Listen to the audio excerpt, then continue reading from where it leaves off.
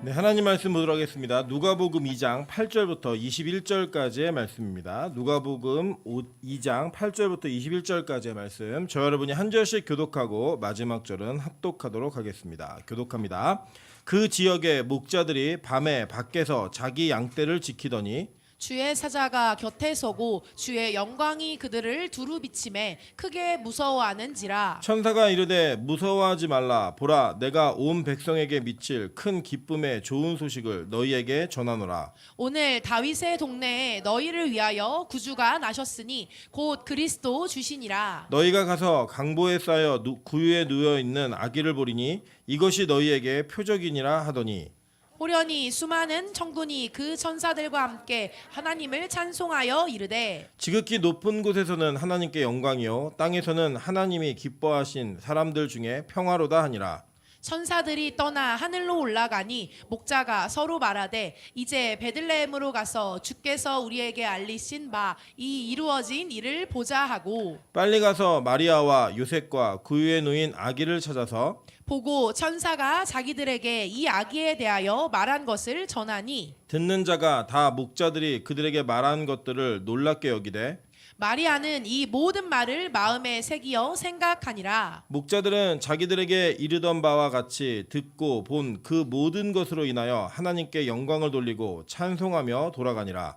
할례 팔리리 데메 그 이름을 예수라 하니 곧 잉태하기 전에 천사가 일컬음 바로라. 아멘. 네, 우리 주변에 있는 분들에게 이렇게 한번 인사하도록 하겠습니다. 메리 크리스마스. 네, 앞뒤로도 인사하겠습니다. 당신 때문에 행복한 성탄입니다.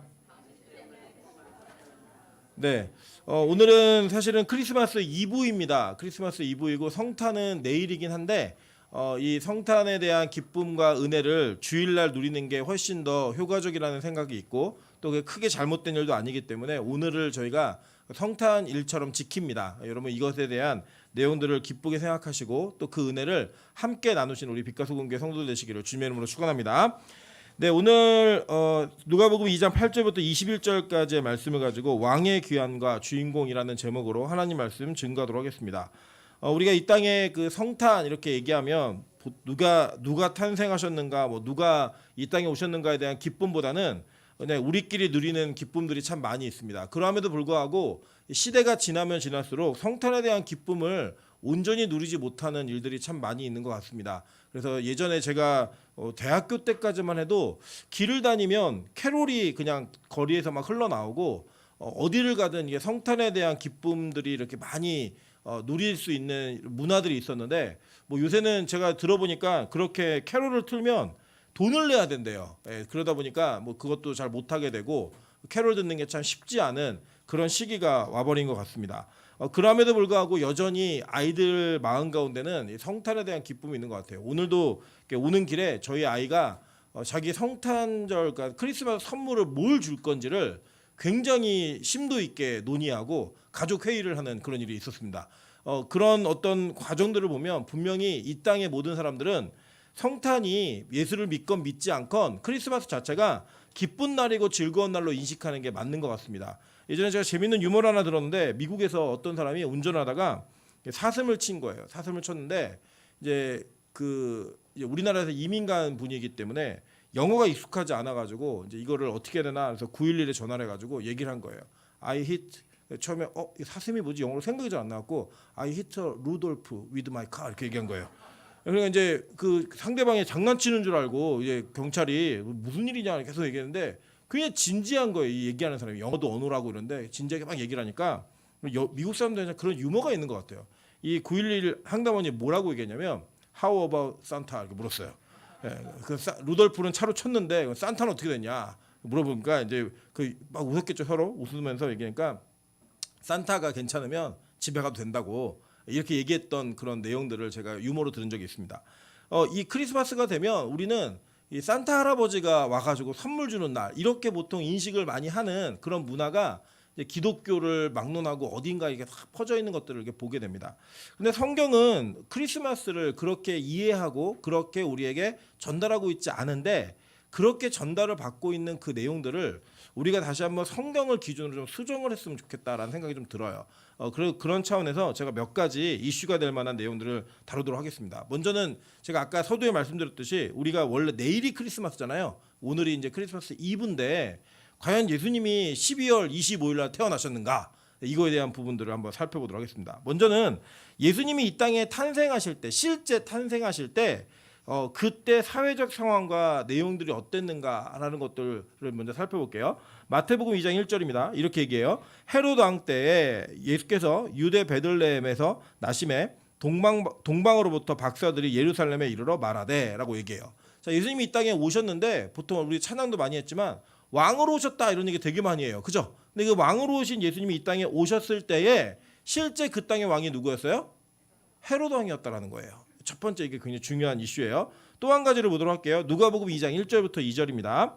그때 가이사 아구스토가 영을 내려 천하로 다 호적하라 하였으니 이 호적은 구레뇨가 수리아 총독이 되었을 때 처음 한 것이라라고 얘기를 합니다. 자, 그러니까 이 헤롯이라고 하는 왕이 있었는데 이 왕은 그러니까 유대인들이 살고 있었던 이 팔레스타인 지역의 왕이었던 거예요. 분봉왕이라고 보통 얘기하는. 그리고 진짜 왕이 누구였느냐? 가이사 아구스토라는 왕이 있었습니다. 이게 이 세속 역사에서는 누구라고 가르치냐면 옥타비아누스라고 얘기해요. 혹시 아세요? 옥타비아누스? 잘 모르시면 아우구스투스는 잘 아시죠? 존엄한 자라고 하는 이 로마의 초대 황제가 그 땅을 통치하고 있을 때 예수님이 오신 거예요. 그래서 실제로는 예수님께서 오신 날을 우리가 뭐 BC, AD 이렇게 구분하지만 역사하고 비교해 보면 이게 맞지가 않아요. 계산을 잘못해가지고 실제로는 예수님이 태어나신 연도는 BC 4년도의 가능성이 상당히 큽니다. 그래서 이거 우리가 어느 정도는 좀 저희가 알고 있으면 좋을 상식인 것 같아요. 그때 당시에 그러니까 이 예루살렘이라고 하는 지역에는 아주 복잡한 정치 상황이 있었어요. 예를 들면 우리는 대한민국이라는 이 국적이 있고 또 그 국가가 전체를 통치하고 있는 대통령과 그 대통령이 지방에다가 이제 우리가 그 권력을 나눠줬잖아요. 지방자치제라고 해서 우리 뭐 서울시가 있고 서울시장이 있고 그 밑에 뭐 노원구청장이 있고 이렇게 있잖아요. 동장이 있고 통장이 있고 반장, 통장 다 있잖아요. 우리 그런 식으로 뭔가 시골로 가면 이장이 있고 이렇게 있듯이 일관되어진 그 정치적 시스템을 가지고 있었던 시대가 뭐 보통이에요. 일반적으로 우리 경험한 게. 근데 이 로마 시대에는 그렇지 않았어요. 로마 시대는 전체를 다스리는 황제가 있었고 그 황제가 자신들의 통치와 자신들의 군대를 운용할 총독을 각 지역에 보냈습니다. 그리고 각 지역의 그 문화나 정치적 상황을 잘 이해할 수 있는 사람을 왕으로 세우거나 그 지역의 통치로 또 세워가지고 복합적인 통치를 하게 만드는 그런 아주 복잡한 시스템이 있었어요. 그러니까 아까 우리가 마태복음에서 읽었던 헤롯 왕은 그 지역을 실질적으로 통치하고 있는 왕이었고요. 거기에 관련된 군사제도나 어떤 정치 행정적 제도를 다 운영하는 사람은 우리가 어떤 구레뇨라고 하는 총독, 실제 역사에서는 푸빌리우스, 술피키우스, 퀴리니우스라고 하는 이름도 여기 힘들죠? 그냥 구레뇨라고 외우시면 돼요. 구레뇨라고 하는 총독이 있었던 거예요. 그리고 그 위에 누가 있었어요? 로마 황제가 있었다는 겁니다. 그렇게 정치적 시스템이 있어서 예수님은 BC 4년도에 태어나셨을 가능성이 커요. 이걸 어떻게 이제 우리가 추측하냐면 예수님이 태어나신 그에 뭐가 있었냐면 호적을 다시 하라는 명령이 있었잖아요. 그 호적이 다시 된 기록이 BC 4년도에 있어요. 그래서 아마 그게 이렇게 예수님 태어난 날이 아닐까라고 학자들이 주로 예측을 합니다. 자, 그런데 이슈가 되는 거 더 중요한 건 뭐냐면 12월 25일. 보통 우리가 성탄극 어렸을 때 이렇게 준비를 하면 애들이 나와서 막 연극할 때 무슨 얘기를 하냐면 이 요셉하고 마리아가 배를 이렇게 불러가지고 이렇게 막 다니는데 추운 겨울날 또 추운데 막 방을 구하고 방을 못 구해가지고 쫓겨나고 계속 막 이렇게 학대를 받다가 어느 말구유에 들어가갖고 이제 그 마구간에 들어 애를 낳는 이런 모습으로 이해를 많이 하시잖아요, 그죠? 근데 일단 이스라엘의 겨울은 그렇게 추운 겨울이 아닙니다. 추운 겨울이 아니고요. 성경에 그 계절을 예측할 만한 단서를 하나 제공을 해요. 한번 볼게요. 누가복음 2장 8절입니다. 그 지역의 목자들이 밤에 밖에서 자기 양떼를 지키더니라고 얘기를 해요. 그래서 이제 밖에서라고 하는 헬라어가 아그라울레오라는 단어인데 이 단어 자체가 노숙하다라는 의미가 있고 들에서 자다라는 의미가 있어요. 그러니까 밖에서 잘 수 있었던 계절이었던 거예요. 그리고 이 밖에서 잔다라고 하는 이 밖이라고 하는 그 개념이 이 들판, 그러니까 밭 근처에서 자는 거예요. 근데 그 당시에 이 목자들은 어떠한 직업의 이 이미지가 있었냐면, 지금 우리가 예를 들면 뭐 직업이 뭐예요라고 물어봤을 때 뭐 예를 들어 본인이 의사다, 변호사다, 판사다, 검사다 이런 직업이 있으면 당당하게 얘기를 하죠. 보통은 얘기를 하고, 또 때로는 우리가 직업을 묻게 되면 그 직업을 당당하게 얘기하기 어려운 그런 상황들도 있어요. 물론 저는 개인적으로 직업에 귀천은 없다고 생각을 하지만, 우리가 그 일을 하는 이미지에 있어서 분명히 사회적인 인식이 있는 건 맞아요. 그러니까 그렇게 인식이 있듯이 유대 사회에서도 그런 인식이 분명히 있었습니다.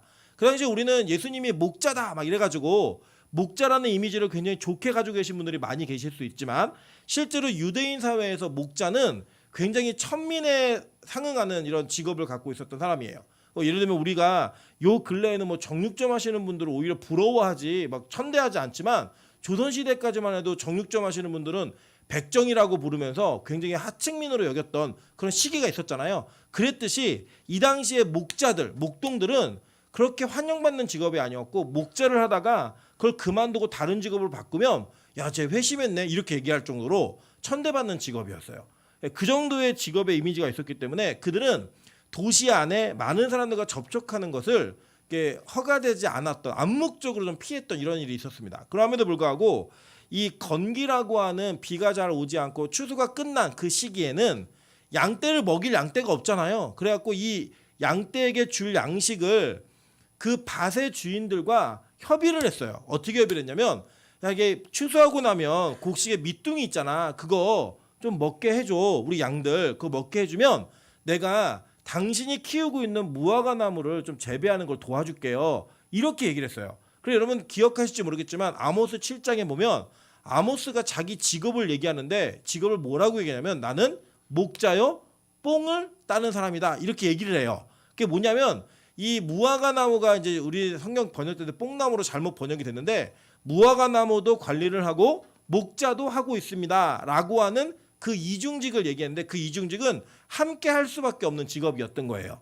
그래서 이 목자들이 밭으로 가서 그 밭에서 잘 수 있었던 시기가 6월부터 10월 정도 그 시기입니다. 그러니까 예수님이 크리스마스에 태어나셨다고 얘기하는 건 우리가 정확한 날짜를 모르기 때문에 그냥 예수님의 그 태어나신 날짜를 그냥 정한 거예요. 그리고 어떻게 정했느냐? 이 원래 12월 25일은 로마 사회가 지키던 동짓달이에요. 동짓달. 그러니까 해가 가장 짧다가 다시 길어지는 시기가 그 시기인 거예요. 그래서 예수님이 이 세상에 어두운 가운데 빛으로 오셨다라고 하는 그 이미지가 투영이 되면서 로마라는 국가가 이 개신교, 그러니까 즉 기독교를 국교로 삼기 시작하면서 그렇게 로마가 지키던 절기를 크리스마스로 바꾼 거예요. 예, 그러니까 이 크리스마스는 진짜 예수님 태어나신 날이다 아니다? 아니다. 예, 그렇게 보시는 게 100% 맞습니다. 그러니까 예수님 태어나신 날은 정확히 알 수 있다 없다? 예, 몰라요. 그러니까 그냥 모르니까 정한 거예요, 하루를. 이 날을 지키자. 그래갖고 그렇게 전통이 되어서 내려온 게 크리스마스 12월 25일입니다. 그래서 이거를 24일 날 지켜도 주님 앞에 큰 신뢰가 되거나 어마어마한 일이 벌어지지 않습니다. 예, 저희 어머니는 저를 배 아파서 나셨는데 어느 날 저한테 막 오시더니, 아이고 철아 미안하다, 내가 네 생일 잊어버렸다, 엄마 오늘 내 생일 아니야, 뭐 이런 일이 벌어지기도 합니다. 그러니까 이 땅에서 자기가 낳은 아이의 생일도 잊어버리는 일들이 있잖아요. 그랬듯이 그냥 그 우리가 크리스마스라고 하는 그 절기를 지키는 것은 꼭 이 날이 주님이 오셨다 이런 개념보다는 예수님이 이 땅에 오신 그날을 우리가 함께 기념하자라는 날로 정해서 지키고 있다라고 보시면 그게 의미가 더 큽니다. 그렇게 이해하시면 돼요. 자, 그렇다면 과연 우리가 이제 예수님이 오셨다 그러면 막 기쁨이 있고 막 크리스마스에 막 축하하고 서로 막 많은 기쁨을 누리잖아요. 정말 그 기쁨의 의미가 무엇인가라고 하는 것들을 다시 한번 점검해봐야 될 필요성이 있다는 거예요. 적어도 제가 생각할 때 이 땅에 예수를 믿지 않는 대부분의 사람들은 이 진정한 크리스마스의 의미를 모르고 기뻐합니다. 심지어는 교회 안에 있는 분들조차도 이 크리스마스의 의미가 무엇이고 예수님께서 이 땅에 오신 의미가 어떤 의미인지를 제대로 인식하지 못한 채 크리스마스를 그냥 기뻐합니다. 제가 볼 때 오늘 우리 초등학교 이제 입학할 아이들, 초등학생들이 예배를 드리고 있는데 얘네 오늘 되게 행복할 거예요. 왜냐면 제가 볼 때 우리 그 유초등부 교사들이 뭘 했냐면 아이들 선물을 엄청 좋은 거를 다 준비를 했어요. 그러니까 얘네 뭐 교회 왔을 때 선물 받죠, 뭐 용돈 받죠, 막 앞에 공연도 하고 막 맛있는 것도 먹고 막 이런 기쁨이 있기 때문에 얘네들에게는 그거 자체가 기쁠 거예요. 물론 얘네들한테 저는 모든 걸 다 가르쳐 가지고 다 알고 너희들 그렇게 크리스마스 기뻐해? 이렇게 얘기하고 싶진 않아요. 마찬가지입니다. 여기 초신자도 있고 예수를 안 믿음에도 불구하고 이 예배 가운데 계신 분들이 계세요. 그런데 여러분에게 이 크리스마스의 의미가 무엇인지 정확히 알고 기뻐하세요라고 저는 초신자나 믿음이 없는 분들한테도 그렇게 강요하듯이 말씀드리고 싶지는 않습니다. 그냥 기뻐하시면 돼요. 좋은 날이다. 내가 내 평생에 교회를 와보다니. 오늘 우리 성윤 형제하고 우리 미선자매가 지난주에 등록했잖아요. 지난주에 등록했는데 오늘 교회에서 잤어요. 네, 우리 교회에서. 여러분 이게 얼마나 큰 은혜예요. 우리 여기 장로님 권사님들 중에도 아직 교회에서 한 번도 못 주무신 분들 계시거든요. 그런데 그런 기쁨을 누리는 어떤 은혜, 그냥 그것 자체가 기쁜 거예요. 그냥 주님의 전에 와서 크리스마스 이브를 맞이하고 하나님께 예배하는 자세를 이게 준비한다. 너무 기쁜 일이죠. 그것 자체로 기쁨이 있지만 저는 오늘 믿으시는 분들과 이 크리스마스의 의미를 누군가에게 전달해야 되는 여러분에게 진짜 이 의미가 무엇인지를 정확히 알고 이해하셔야지만 하나님께서 이 땅에 오신, 예수께서 이 땅에 오신 기쁨이 무엇인지를 알 수 있다고 생각합니다. 제가 죄송해요. 목 상태 좀 안 좋아서 물 한 잔만 마시고 가겠습니다. 우리 이사야 7장 3절부터 하죠. 다 같이 한번 읽어보도록 하겠습니다. 시작. 그때에 여호와께서 이사야에게 이르시되 너와 내 아들 스알야숲은 윗못 수도 끝 세탁자의 발끝길에 나아가서 아하스를 만나 그에게 이르기를 너는 삼가며 조용하라. 르신과 아람과 르말리아의 아들이 심히 노하할지라도 이들은 연기나는 두 부직갱이 구루터기에 불과하니 두려워하지 말며 낙심하지 말라라고 얘기합니다. 자, 여기 보면은 이게 무슨 얘기냐면 우리 예수님의 이름을 이야기하기 전에 천사가 뭐라고 하냐면 임마누엘이라고 하는 단어를 써요. 우리도 보통 찬양 많이 하시죠, 그죠? 임마누엘이라는 찬양. 그 임마누엘이라고 하는 그 의미가 무엇인가 말뜻이 굉장히 중요한데 이 말이 주어질 때는 그 문맥에 맞는 의미가 있잖아요. 역사적 의미가. 그 의미에 대한 내용들을 한번 살펴봐야 될 필요성이 있다는 겁니다. 자, 이게 뭐냐면 이사야 선지자가 아하스라고 하는 왕에게 가가지고 얘기를 하라고 하나님께서 명령을 하시는데 이 명령을 할 때 그냥 얘기하지 않으시고 뭐라고 얘기하셨냐면 야, 너 혼자 가지 말고 꼭 아들 데리고 와 이렇게 얘기했어요. 그래서 이 아들을 데려가는데 이 이사야라는 이름의 뜻이 뭐냐면 여호와가 구원하실 것이다 이렇게 이름의 뜻이에요. 동시에 이 아들의 이름이 뭐였냐? 내 아들의 이름은 스알야숲이라는 아주 어려운 이름이에요.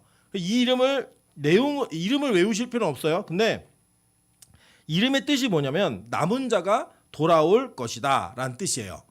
그러니까 이 아들을 데리고 가라는 거예요. 이 아들을 데리고. 그러니까 이사야에게는 정확하고 분명한 하나님의 계시와 뜻이 분명히 있었던 거예요. 그런데 그 계시와 뜻 가운데 자신과 함께 데려간 아들의 이름의 뜻이 뭐라고요?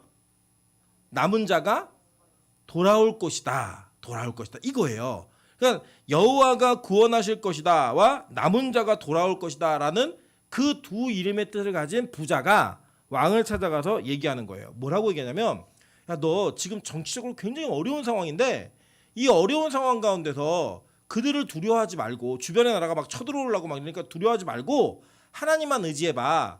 그러면 하나님께서 너를 구원할 거야 라고 얘기한 거예요. 자, 그 얘기를 어떻게 하나 한번 볼게요. 이사야 7장 10절부터 15절입니다. 여호와께서 또 아하스에게 말씀하여 이르시되 너는 내 하나님 여호와께 한 징조를 구하되 깊은 데에서든지 높은 데에서든지 구하라 하시니 아하스가 이르되 나는 구하지 아니하겠나이다. 나는 여호와를 시험하지 아니하겠나이다 한지라. 이사야가 이르되 다윗의 집이여 원하건대 들을지어다. 너희가 사람을 괴롭히고서 그것을 작은 일로 여겨 또 나의 하나님을 괴롭히려 하느냐. 그러므로 주께서 친히 징조를 너희에게 주실 것이라. 보라 처녀가 잉태하여 아들을 낳을 것이요 그의 이름을 임마누엘이라 하리라. 그가 악을 버리며 선을 택할 줄 알 때가 되면 엉긴 젖과 꿀을 먹을 것이라 라고 얘기했어요. 자, 그러니까 이게 뭐냐면 너가 못 믿겠으면 하나님께 징표를 구해봐 라고 이사야가 왕에게 얘기를 한 거예요. 이 왕이 뭐라고 얘기냐면 나는 안 해. 나는 하나님도 안 믿지만 그런 거 나 구하지도 않을 거야. 나 하나님께 그런 물어가지고 뭐 응답받고 이런 거 아예 믿질 않아. 나는 내가 원하는 대로 살 거야 라고 얘기를 한 거예요.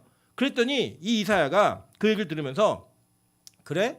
그러면 하나님이 너희에게 직접 징표를 주실 건데 그 징표가 뭐냐면 처녀가 잉태해서 아들을 낳을 거야. 말도 안 되는 얘기를 하는 거야. 말도 안 되는 얘기를. 그게 징표가 된다고 얘기하면서 준 이름이 뭐예요? 임마누엘이에요. 임마누엘 뜻이 뭐냐면 하나님이 우리와 함께 계심이라, 같이 계심이라 라는 뜻이에요. 그 이름의 뜻이. 그러니까 그 이름대로 그 이름이 누구에게 온 거예요? 예수님께 그대로 온 거예요. 그대로. 자, 그런데 그 뒤에 보면 이사야를 통해서 계속 하나님은 말씀을 하세요. 뭐라고 말씀하시는가 한번 보도록 하겠습니다. 8장 이사야 8장 1절부터 4절 4절부터 먼저 보겠습니다. 여호와께서 내게 이르시되 너는 큰 서판을 가지고 그 위에 통역 문자로 마알살렐 하스바스라 시스라 내가 진실한 증인 제사장 우리야와 여베레기야의 아들 스가랴를 불러 증언하게 하리라 하시더니 내가 내 아내를 가까이하매 그가 임신하여 아들을 낳은지라 여호와께서 내게 이르시되 그의 이름을 마알살랄 하스바스라 하라. 이는 이 아이가 내 아빠 내 엄마라 부를 줄 알기 전에 다메섹의 제물과 사마리아의 노략물이 아수르 왕 앞에 옮겨질 것임이라 하시니라 라고 얘기해요. 이 마알살렐 하스바스라는 이름의 뜻이 뭐냐면 심판이 속히 임하리라 라고 하는 뜻이에요. 자, 그러니까 이 이사야에게는 아들 둘이 있었거든요. 아들 둘이 있었는데 하나의 이름의 뜻은 뭐냐면 남은 자가 돌아올 것이다 이거였고, 두 번째 아들의 이름의 뜻은 뭐냐면 심판이 속히 임할 거다라고 하는 그 두 아들의 이름의 뜻이 하나님의 계획과 통치 가운데 있었고 이것이 예수를 예표하는 이름이었다는 거예요. 이게 너무 억측 같은 분들에게 제가 증거를 드릴게요. 이사야 8장 18절입니다. 이렇게 얘기해요. 보라 나와 및 여호와께서 내게 주신 자녀들이 이스라엘 중에 징표와 예표가 되었나니. 그죠? 이사야가 자기 아들들이 이스라엘 가운데 징표와 예표가 되었다라고 얘기하는 거예요. 그러니까 그 이름의 뜻은 그냥 어느 집안의 아들의 이름이 뭐다, 어느 집안의 딸의 이름이 뭐다, 이 정도의 개념이 아니라 이스라엘 전체에게 주신 분명하고 정확한 징표와 예표가 된다고 얘기한 거예요. 근데 그 이름의 뜻이 뭐라고요? 남은 자가 돌아올 것이다. 또 하나는 심판이 속히 이루어질 것이다. 이거예요. 이 두 이름은 누구를 예표하는 이름이냐면 예수를 예표하는 이름이었던 거예요. 그래서 예수님이 이 땅에 오셨을 때 예수라는 이름의 뜻이 여러분 뭐죠? 예수, 여호수아라는 이름이죠. 이게 히브리어로는 이게 무슨 뜻이에요? 여호와께서 구원하신다는 뜻이에요. 이게 누구 이름과 똑같아요? 이사야의 이름의 뜻과 똑같은 거예요. 이름의 뜻 자체가 똑같은 이름이었고 그 예수님께 임마누엘이라고 하는 그 이름도 같이 부여되었어요. 그죠? 그 부여된 이름이 임마누엘 뜻이 뭐라고요? 하나님이 우리와 함께 계신다. 이 뜻이라고요. 같이 계신다. 이 뜻이에요. 그러니까 지금 예수님에게 이 두 가지가 다 이루어진 거예요. 그러니까 이 사건은, 이 내용은 원래 구약에서 이야기했던 그 상황과 정황에 맞는 그 내용이 그대로 예수님께 들어온 거예요. 요새도 어느 정치권에서 어떤 정치인을 뭐 이순신이라고 표현해갖고 많은 논란이 있잖아요. 왜 그렇게 표현했을까요?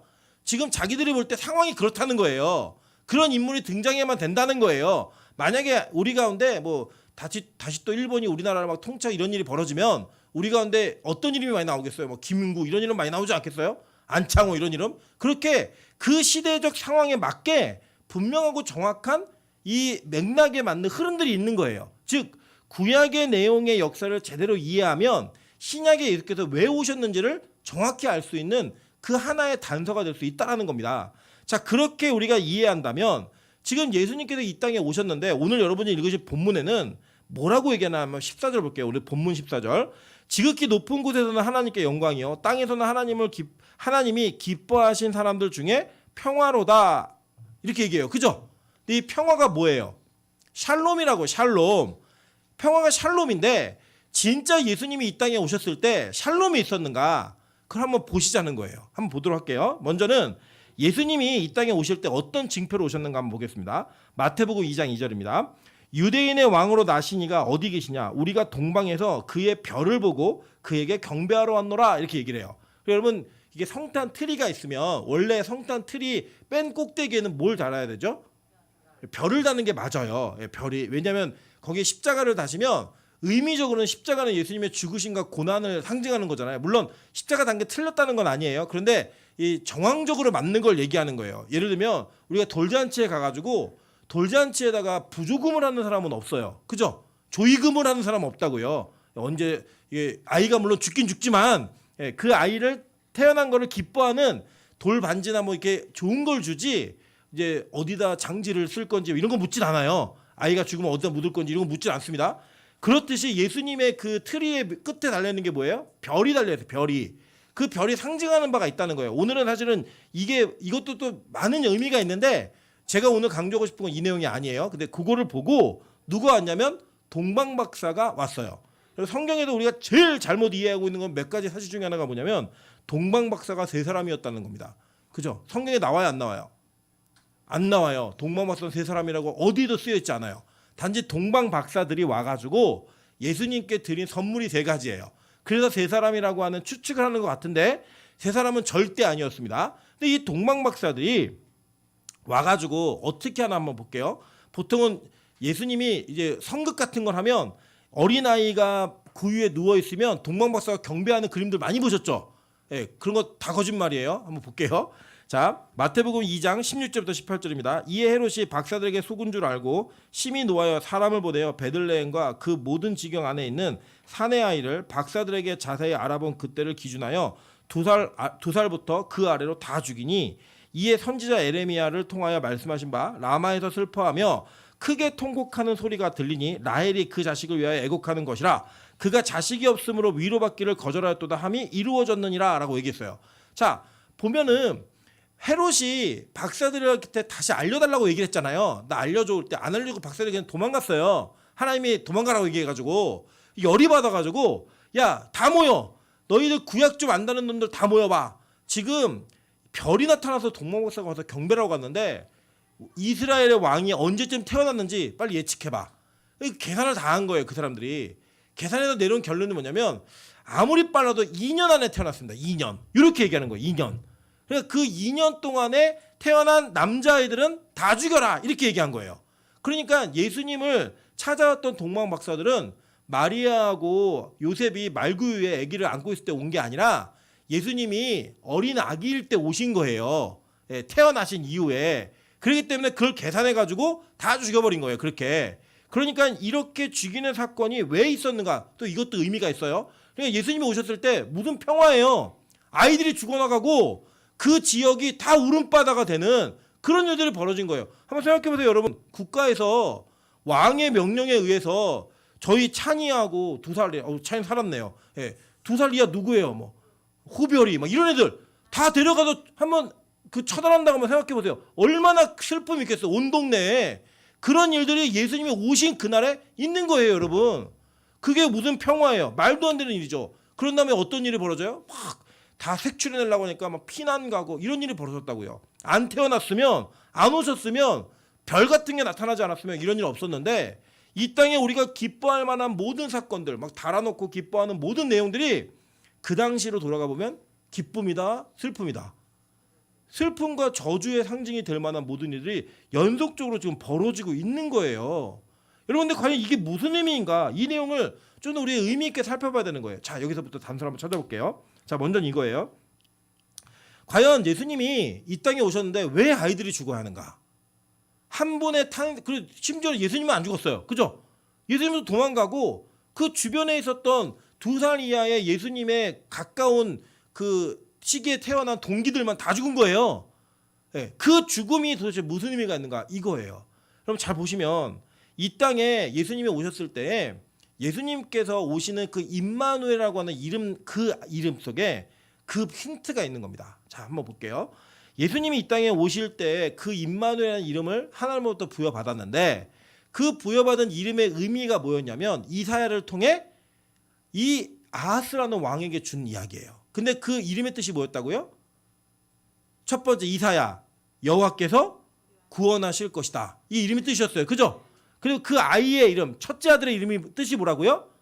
남은 자가 돌아올 것이다 라는 뜻이에요. 그리고 그 둘째 아들의 이름이 뭐였다고요? 심판이 속히 이루어질 것이다. 이거였어요. 실제로 이 모든 사건은 이스라엘 역사 가운데 일어났어요. 어떻게 일어났냐면 그 나라가 망했어요. 아수르에서 바벨론에 의해서 망했다고요. 그리고 그들이 다 포로로 끌려갔는데 다 죽고 난 후에 포로로 끌려간 자들에게 끌려가는 그들에게 하신 말씀이 뭐냐? 에레미야 31장 15절부터 17절이에요. 그 말씀을 지금 예수님의 탄생과 이어버리는 거예요. 예. 자, 한번 볼게요. 에레미야 31장 15절부터 17절입니다. 여호와께서 이와 같이 말씀하시니라. 라마에서 슬퍼하며 통곡하는 소리가 들리니 라헬이 그 자식 때문에 애곡하는 것이라. 그가 자식이 없어져서 위로받기를 거절하는도다. 이거예요. 자, 라헬이 왜 등장하냐면 라헬의 아들이 누구예요? 라헬의 아들 야곱과 아들 죄송해요. 라헬의 아들 요셉, 베냐민, 이 두 사람이 아들이에요. 그죠? 그리고 이 두 아들 중에 손자였는데 아들이 된 애들이 있죠. 누구예요? 에브라임과 므낫세. 그죠? 이게 위로 편입이 됐단 말이에요. 족보가 꼬였어요. 우리가 볼 때는. 근데 원래는 손자였는데 이들이 아들이 됐어요. 근데 이 왜 라헬을 이스라엘의 국모처럼 얘기하냐면, 자 보세요. 남유다는 어느 지파와 어느 지파로 이루어졌죠? 유다 지파와 베냐민으로 이루어졌어요. 베냐민 누구의 아들이에요? 라헬의 아들이에요. 자, 북이스라엘은 어느 지파가 대장이었어요? 에브라임이 대장이었죠. 누구의 아들이에요? 라헬의 아들이에요. 라헬의 직계라고요. 그러니까 이 북이스라엘과 남유다 전체를 통칭하는 국모 누구냐? 레아가 아니라 라헬로 부르는 거예요. 근데 이 나라가 두 나라가 다 망했어요. 그리고 망한 끝에 이 바벨론이라는 나라에 의해서 남유다가 다 포로로 끌려가는 거예요. 끌려갈 때 누구랑 누가 끌려가는 거예요? 유다하고 베냐민이 끌려가는 거예요. 그 끌려가는 와중에 라헬이 통곡하는 거예요. 막 슬퍼하면 통곡하는 소리가 나요. 이유가 뭐냐면 다 내 자식들이 포로로 끌려간다는 거예요. 내 자식이 없어져가지고 너무 슬퍼 얘기하는 거예요. 그때 이렇게 얘기하세요. 여호와께서 이와 같이 말씀하시니라. 내 울음소리와 내 눈물을 멈추어라. 그만 울라는 거예요. 그만 슬퍼하라는 거예요. 내 일이 삭슬받을 것인즉 그들이 그들의 대적의 땅에서 어떻게 된대요? 돌아오리라 라고 얘기했어요. 여호와의 말씀이니라. 너의 장래 소망이 있을 것이라. 너의 자녀가 자기들의 지경으로 돌아오리라. 여호와의 말씀이니라. 이렇게 얘기한 거예요. 그러니까 끌려가는데 막 라헬이 엄마가 얼마나 슬프겠어요. 내 자식들이 다 포로로 끌려가고 있는데 죽었고 너무 슬픈 거예요. 근데 그 슬픈 와중에 하나님이 얘기하신 거예요. 울지 마. 절대로 울지 마. 지금은 포로로 끌려가지만 반드시 다시 이 땅으로 돌아올 거야 라고 얘기했어요. 그리고 이 장면을 예수님의 탄생과 연결짓고 있는 거예요. 지금 마태는 어떻게 연결짓냐면, 자 이거예요. 지금 예수님이 이 땅에 오셨는데 그 오신 상황은 누가 이 땅을 통치하고 있냐면 로마가 통치하고 있어요. 헤롯이 통치하고 있어요. 심지어는 헤롯이라고 하는 그 왕의 한마디로 이스라엘의 아이들이 다 죽어나가는 거예요. 그 죽어나가는 심판의 상황 가운데 막 울 수밖에 없는 그 통곡이 있는 그 땅에 예수님이 무슨 소망을 주시는 거냐면, 야 울지 마. 예수님께서 하나님께서 구원할 거야. 그리고 남은 자가 다시 회복될 거야. 이걸 얘기해 주는 거예요. 그러면 그 남은 자가 회복될 때 여호와의 구원은 어떻게 오는 거냐? 그 심판으로부터 온다라고 얘기하는 거예요. 예수님이 이 땅에 분명히 어떻게 오셨냐면 구원하러 오셨는데 그 구원은 죄로부터의 구원이에요. 다른 구원이 아니고, 그러면 구원받지 못한 자는 뭘 받는 거예요? 죄 가운데 심판을 받는 거예요. 그래서 그 심판을 받는 자와 심판을 받지 않는 자가 정확하게 구별되는 그 기쁨이 이 성탄 가운데 있는 거예요. 그래서 누구에게는 성탄이 기쁨이냐면 남은 자들에게는 그 성탄이 기쁨인 거예요.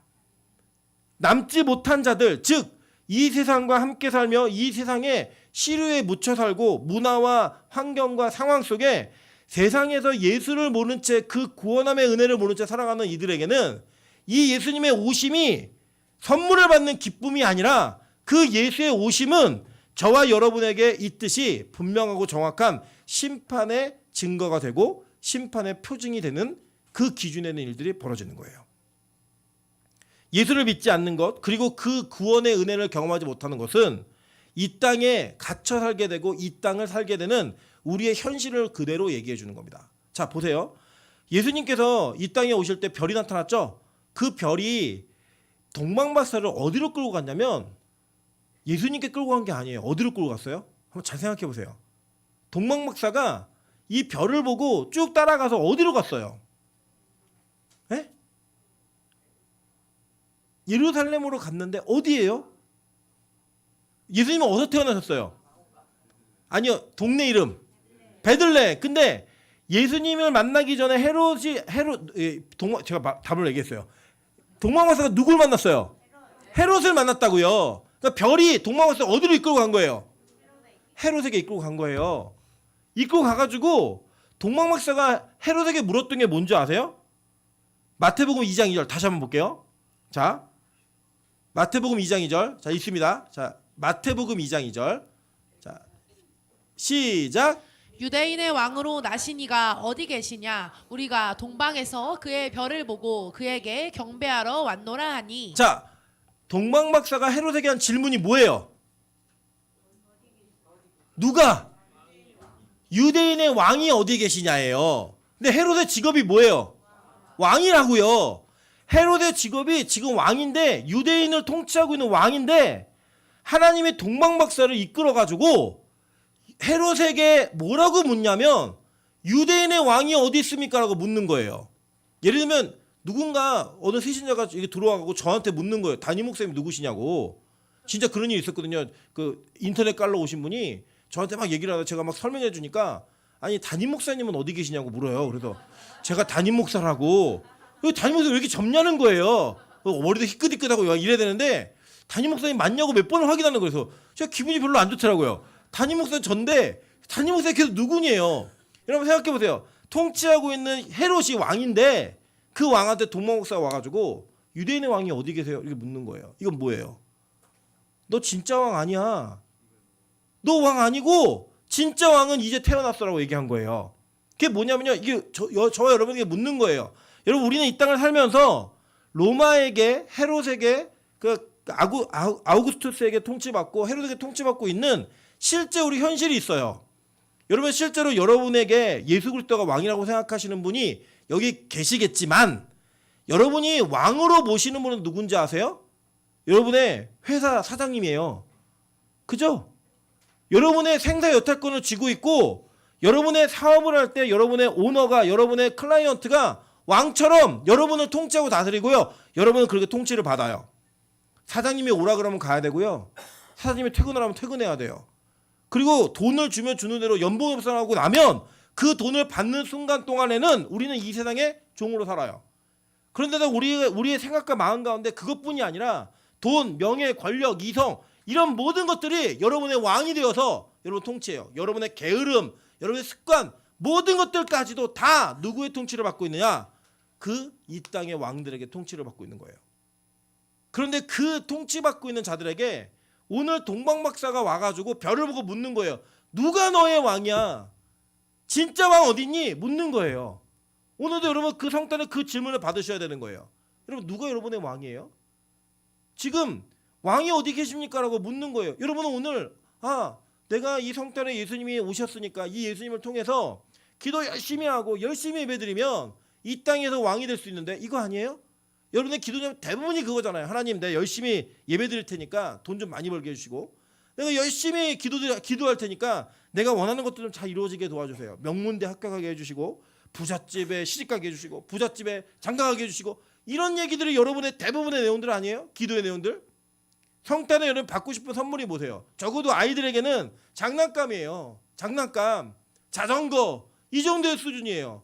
여러분 진짜 성탄에 예수님께서 여러분에게 선물을 주신다면 무슨 선물 받고 싶으세요? 여러분 진짜 얘기하라고 하면 아이들은 걔네들의 기준에서는 저 어른들이 볼 때는 장난감 필요 없어요. 제가 오늘도 찬수가 계속 얘기한 게 장난감을 사달라는 거예요. 장난감을. 그래서 얘기했어요. 야 장난감 몇 달 갖고 놀다 보면 실증 나. 그거 말고 좀 더 가치 있는 거를 사달라고 얘기를 해. 이게 저희 가족회의 주제였어요. 여러분 근데 그 이야기가 정말 아이들만의 이야기일까요? 여러분 이 땅에서 성탄이라고 하는 이 기쁨을 예수님과의 관계를 가지며 누리고 싶은 모든 선물이 이 땅에서 가치 없고 의미 없는 것들 대부분 아니에요? 그거를 여러분 기대하면서 오신 거잖아요. 오늘도 여기 우리 예배 끝나면 선물 교환식 할 텐데 여러분 이걸 고를 때도요. 뭐가 도대체 좋은 건가? 그거 찢어보고 조금씩 바꾸자 그러고 이거를 여러분의 인생의 목적으로 삼는 거 그냥 우리 성도들끼리 기쁨이 있구나 이게 아니라 뭐야? 너 뭐 갖고 왔어? 나 저거 골라야지. 누가 그거 집어가면 바꾸자고. 그거 막 찢어보고 이게 뭔지 조금은 하지 마세요. 오늘은 그냥 짚고 그게 하나님 주신 나의 은혜구나. 내가 여잔데 남자 속옷이 왔으면 남자친구 만들어 주세요. 그냥 내부 바꾸자 이러지 말고 사이즈가 안 맞으면 사이즈 맞는 사람들 또 주세요. 그냥 그렇게 주는 거예요. 여러분 이 땅에서 우리가 예수님으로 얻어지는 땅의 것들은 다 의미 있다 없다. 지나가면 의미 없어요. 지나가면 다 가치가 없는 것들이라고요. 진짜 의미는 우리를 죄에서부터 구원하시는 심판으로부터 자유하게 하시는 그 기쁨이 우리에게 있는 건데 우리는 그 성탄을 그렇게 못 지키는 거예요. 오늘도 여러분 예배가 언제 끝날까에 대한 기대감이 있으시죠? 빨리 끝났으면 좋겠다. 점심에는 뭘 먹을까? 이런 기대감이 있지 않으세요? 여러분 진짜 그게 우리에게 진정한 기쁨의 근원이라면 저와 여러분은 누가 왕이냐고 물었을 때 우리는 예수가 왕이라고 대답할 수 없는 사람들이에요. 이 성탄의 진정한 기쁨과 은혜가 무엇인지를 알 수 없는 사람들인 거예요. 저희가 아이들이 그냥 교회를 기뻐하게 하기 위해서 오늘도 선물을 많이 줄 거예요. 아이들 되게 행복한 시간을 보내게 해줄 거예요. 그런데 과연 이 아이들에게 그것만을 제공한다면 교회는 교회 사명을 잘 못하는 거예요. 이 아이들이 어려서부터 예배를 드릴 수 있을까요 없을까요? 저는 있다고 믿어요. 진짜 믿어요. 네. 여러분 저 신기하지 않습니까? 제가 또 딸을 같아서 그런데 우리 수요일날 어린 예배를 드리는데 오늘 예배를 어떤 마음으로 왔냐는 그 질문에 찬도가 답을 하지 못했어요. 그랬더니 옆에 있던 동생 찬이가 자기가 대답하겠다는 거예요. 자기는 예수님께 예배하러 왔다는 거예요. 그 마음을 갖고 왔다는 거예요. 그러더니 그 뒤에 설교 내용이 뭐냐면 예수님과 함께 고난받아라 이 내용이거든요. 근데 예수님과 함께 놀고 싶어요 이거예요. 이 아이의 이 소원은 예수님과 놀고 싶다는 거예요. 자기는 평생 놀고 싶으니까 자기 싫고 여러분 그게 우리와 똑같은 모습 아니에요? 하나님 우리는 예수님과 함께 고난받는 거 싫어요. 그런 거 싫고요. 예수님 이 인생을 좀 즐겁게 만들어주세요. 막 그냥 손대는 일마다 막 돈이 엄청 벌리고 손대는 일마다 다 잘 되고 어느 가는 곳마다 막 셀럽이 되고 막 유명한 사람이 되고 이런 것들이 되어지는 그런 은혜가 우리에게 있게 도와주세요라고 하는 여러분의 기도가 이 아이들의 소원과 크게 달라 보이지 않아요. 하늘에서 볼 때는. 제가 볼 땐 그래요. 저도 마찬가지고요. 우리가 진짜 성탄을 어떻게 지키고 있냐는 거예요. 매년 돌아오는 성탄을 1년에 한번 선물 나누고 기쁨 있고 좋은 거 먹고 그냥 즐겁게 놀고 웃는 시간 그 시간일까요? 아니면 남은 자가 된 사람들에게 심판이 면제되는 선언이 있는 시간일까요? 여러분 저는 이 이야기가 여러분의 마음 가운데 쑥 들어오면 이 성탄은 다른 의미의 기쁨이 있어야 돼요. 내가 죄로부터 구원받는 은혜가 있구나. 죄로부터 구원받는 기쁨이 있구나.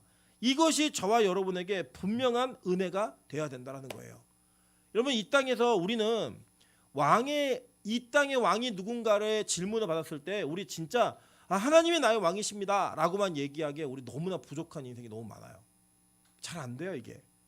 너무나 다른 소원함이 너무 많아요.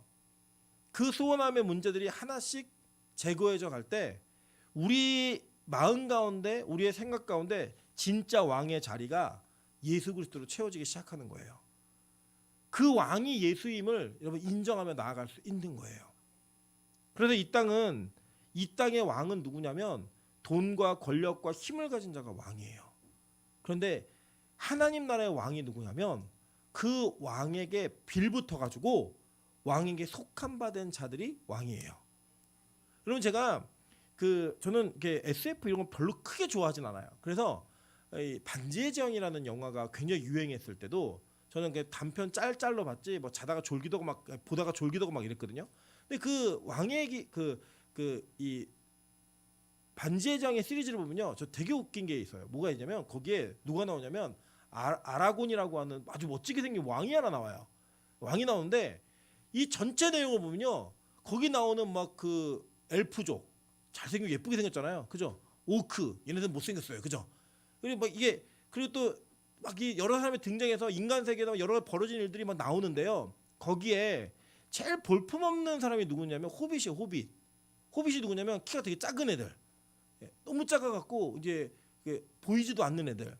근데요, 전체 스토리를 보면요, 전체 주인공이 멋있게 생긴 왕이 아니에요. 누가 주인공이면 호빗이 주인공이에요. 그 호빗이 그 반지를 가지고 계속 마음의 갈등과 싸움을 가지고 가요. 그래서 그 반지를 없애기 위해. 그게 이제 쭉 가는 스토리예요. 이제 자세한 내용들 뭐 골룸도 나오고 여기 나오지만 그것 자체가 의미가 있는 게 아니라 이 반지정을 쓴 사람이 기독교인이에요. 철저한 그리스도인인데 이 그리스도인이 그걸 다 담아놓은 거예요. 그 내용들을. 그 안에 담겨진 내용들을 보시면 실제로 이 땅에 예수님이 왕으로 오셨는데 그 왕은 누구를 위해 오셨냐면 저와 여러분을 위해 오신 거예요. 호빗, 죄인 같은 우리들을 위해서, 볼품없는 우리들을 위해서. 그리고 우리가 이 땅에 절대 반지를 그 가지면 얼마나 그게 좋겠어요. 내 원하는 데 다 되면. 근데 그걸 어디다 갖다 놓는 거냐면 버리러 가는 거예요. 버리러. 그래서 주인공이 되는 거예요. 그래서 주인공이 되는 거라고요. 이 땅에 왕이 오셔서 내가 왕이 아니라 진짜 왕은 예수님이십니다. 이걸 고백하면서 우리가 이 땅에서 누리고 있는 모든 것들을 다 내려놓을 수 있는 힘, 그게 진짜 선이라고 돌킨스가 얘기하고 싶었던 거예요. 그 전체 스토리 안에서.